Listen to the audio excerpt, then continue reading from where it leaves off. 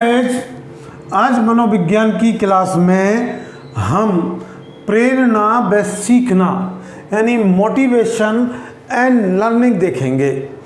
तो मोटिवेशन का अर्थ व परिभाषा क्या है, यानी प्रेरणा का अर्थ और परिभाषा क्या है।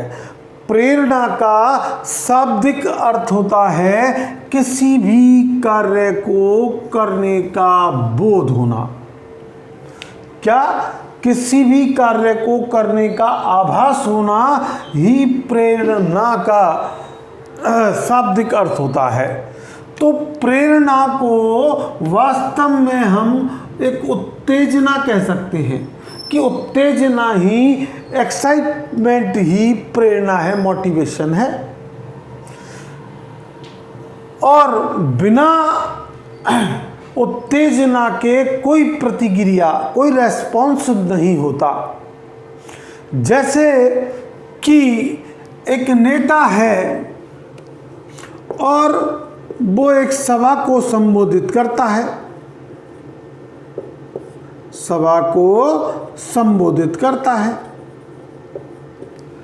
अगर नेता के शब्दों में से किसी कार्य करने का यानी कोई नई चीज करने का वहां पर बैठे हुए व्यक्तियों में बोध हो जाता है, जागृति हो जाती है, तो या उत्तेजना हो जाती है, एक्साइटमेंट हो जाता है, उसकी बातों को देख करके वो ताली बजाने लग जाते हैं, तो वो ऐसे एक्साइटमेंट होता है, यानी वो ही प्रेरणा है। और बिना प्रेरणा के कोई भी प्रतिक्रिया संभव नहीं होती।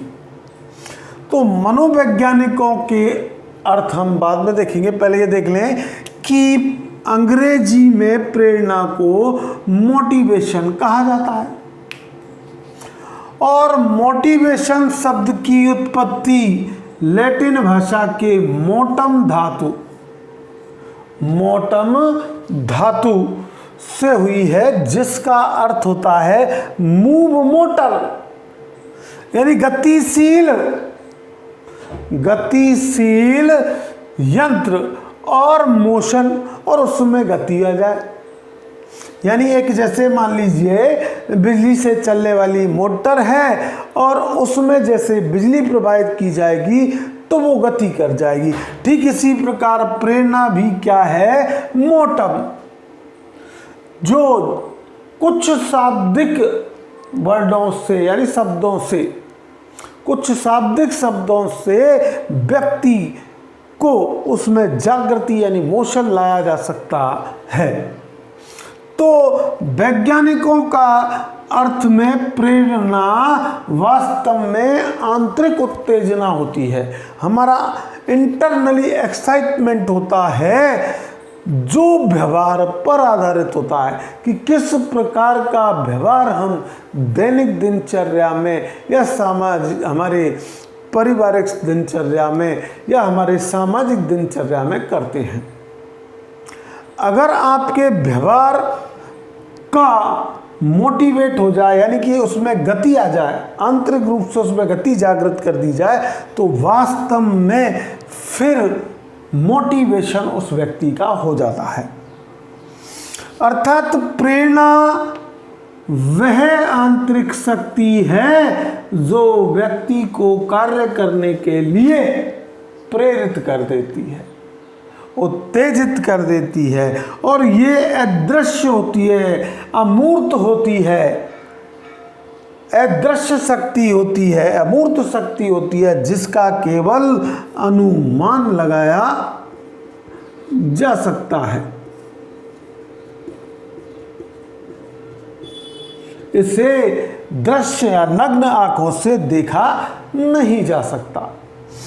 तो कैचफील्ड ने प्रेरणा को ये कहा, प्रेरणा के बारे में, कि प्रेरणा का प्रश्न क्यों का प्रश्न है, जिसमें व्यक्ति में प्रेरणा जागृत हो गई। आज मैं ऑनलाइन क्लास ले रहा हूं और जिस बच्चे में ये प्रश्न जागृत हो गया क्यों का, कि सर क्यों ऐसा हुआ, तो उसमें प्रेरणा जागृत हो जाती है, उसमें मोटिवेशन हो गया इसका मतलब। गुड ने कहा कि प्रेरणा कार्य को प्रारंभ करने या शुरू करने, जारी रखने और नियमित रखने की एक प्रक्रिया है। लगातार अगर ऐसी प्रेरणा मिल रही है कि कार्य को वो आरंभ कर दे वो व्यक्ति और उसे जारी रखे और नियमित रूप से जारी रख करके और अपना दैनिक विकास कर ले, अपना बौद्धिक विकास कर ले, अपना सामाजिक विकास कर ले, तो वो प्रेरणा है।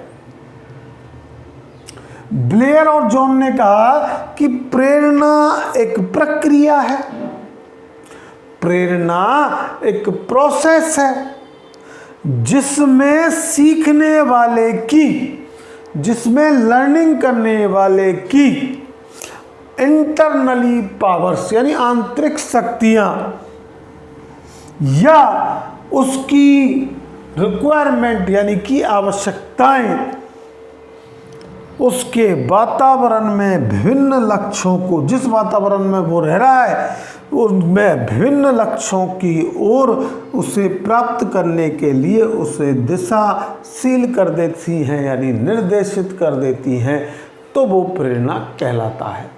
तो प्रेरणा एक सजीव प्रयास है, वो इंटरनली रूप से जब तक प्रेरणा जिससे प्राप्त हो रही है उस व्यक्ति की बातें ऐसी नहीं है कि आंतरिक रूप से उसमें क्रिया नहीं हो, तो उसे हम प्रेरणा नहीं कह सकते। अब प्रेरणा सकारात्मक और नकारात्मक हो सकती है और प्रेरणा की 4 मूलभूत आवश्यकताएं होती हैं।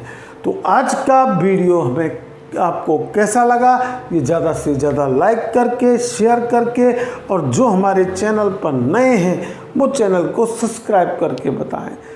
Thanks for watching this video.